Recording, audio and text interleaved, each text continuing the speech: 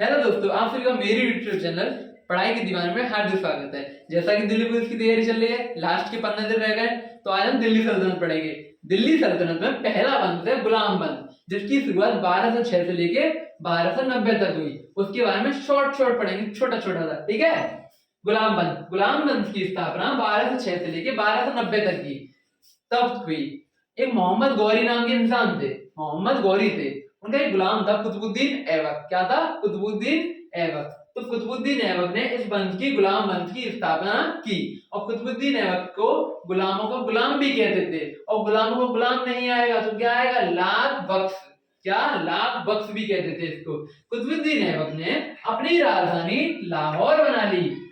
और कुतुबुद्दीन ऐबक का अन्य नाम क्या था? लाख बख्श या फिर गुलामों का गुलाम। ये मोहम्मद गौरी का गुलाम था, इसलिए इसको हम गुलामों का गुलाम भी कहते थे। अब आ जाओ गौरी। कुतुबुद्दीन ऐबक ने इस्लाम मस्जिद बनवाई, अढ़ाई दिन का झोपड़ा बनवाया, जो कि कहां पर है? इस्लाम मस्जिद दिल्ली में, और अढ़ाई दिन का झोपड़ा अजमेर में है, ठीक है। इसने नालंदा को ध्वस्त किया, नालंदा विश्वविद्यालय को, और किसकी मदद से? बख्तियार खिलजी की मदद से, ठीक है।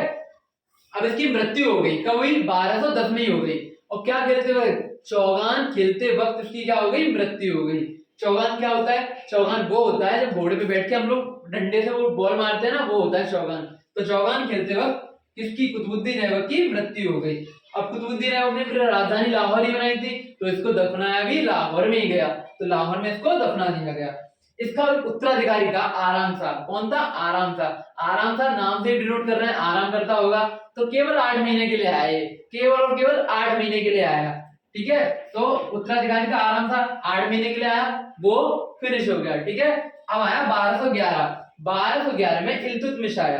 कौन आया? इल्तुतमिश, जो कि कुतुबुद्दीन ऐबक का दामाद। अगर दामाद नहीं आएगा तो कुतुबुद्दीन ऐबक का गुलाम। तभी तो इसका नाम गुलाम बंद पड़ा है, क्योंकि इसमें गुलामों का रिपीटेशन चला है, इसलिए। तो कुतुबुद्दीन ऐबक का दामाद कौन था? इल्तुतमिश, वो आया। जब कुतुबुद्दीन ऐबक की मृत्यु हुई थी, उस टाइम पे इल्तुतमिश जो था वो बदायूं का गवर्नर था। कहां का? बदायूं का। अब ये अपने ससुर के अपोजिट चला।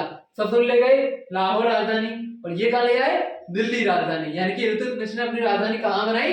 दिल्ली में। तो इल्तुतमिश की मृत्यु का इल्तुतमिश ने 1229 में बागदाद के, मतलब बागदाद में जाकर अपने जो खलीफा की उपाधि थी उसको परमानेंटली करवा लिया कि आप खलीफा चलेगा ही, ठीक है। तो 1229 में क्या हुआ? अब इल्तुतमिश के 2 बच्चे थे, एक था लड़का, एक थी लड़की। लड़के का नाम था रुकनुद्दीन फिरोज, जो कि बिल्कुल गधा था, अयोग्य था, ठीक है। और एक थी उसकी बेटी रजिया, ठीक है। रुकनुद्दीन को बैठा दिया गद्दी पर, वो बेचारा अयोग्य था, वो कुछ जानता नहीं था, इसलिए उसको हटा दिया। फिर उसको किसको बैठाला? रजिया को।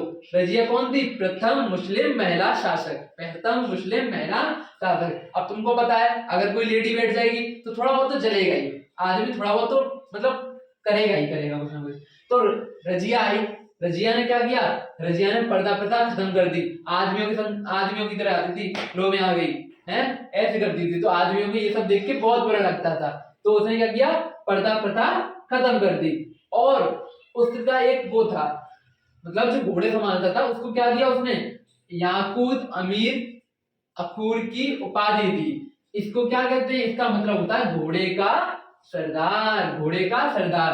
अब जो रजिया सुल्तान की शादी थी वो अल्तुनिया नाम के व्यक्ति से हुई, अल्तुनिया नाम के व्यक्ति से हुई। और रजिया की हत्या 1240 में कैंथल में कर दी, कैंथल हरियाणा में। रजिया की हत्या 1240 कैंथल में हो गई, ठीक है। अब बहराम शाह आए। बहराम शाह ने अलाउद्दीन मसूद शाह को दिल्ली का शासक बनाया। बहराम शाह ने अलाउद्दीन मसूद शाह को दिल्ली का शासक बनाया, पर एक बलवन, यानी कि अपना बल लगाया। किसने? बलवन ने षड्यंत्र से नसरुद्दीन को वहां का शासक बना दिया। बलवन ने षड्यंत्र से नसरुद्दीन को वहां का शासक बना दिया, और अपनी पुत्री का विवाह भी नसरुद्दीन के साथ कर दिया। अब बलवन का नाम बलवन नहीं था, बहरुद्दीन था, बहराउद्दीन था। क्या था? बहराउद्दीन था, जो कि इल्तुतमिश का गुलाम था। इल्तुतमिश का गुलाम का नाम क्या था? बहराउद्दीन, यानी कि बलवन, ठीक है। अब बलवन था, बलवन ने क्या किया?